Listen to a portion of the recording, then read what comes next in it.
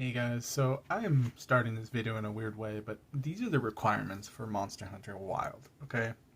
And Monster Hunter Wild shows that you can get away with a 3600, Ryzen 5, 16 gigabytes of RAM, 2060 Super, or an RX 6600 with 8 gigabytes of VRAM at 75 gigabytes available space on an SSD, and you're able to run at 1080p, 60 for FPS with frame generation enabled under the medium graphic settings. Okay, so in looking at that, you're like, okay, well, that's not that bad, right?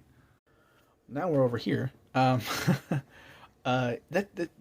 not really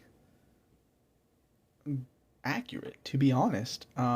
If you watch Digital Foundry at all, because I love those like guys, like they're just the work they do is insane, and Alex points out such the quickest point, and it's that whole way that they must be streaming that's putting such a strain on graphics cards.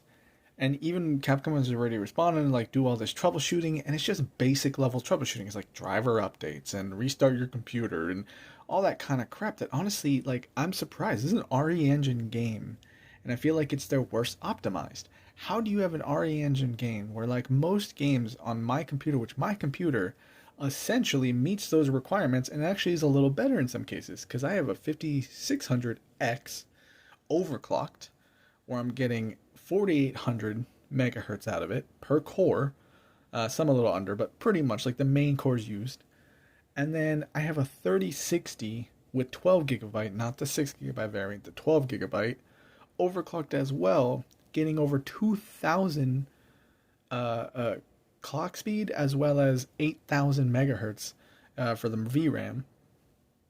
And I run at medium at 1080p with frame generation on an modern, read write of 6000 or 5000 SSD with frame generation at 1080p running medium settings, and I barely eclipse like 40 frames when there's nothing going on, and when I move the screen it gets even worse, or when there's anything changing it gets even worse.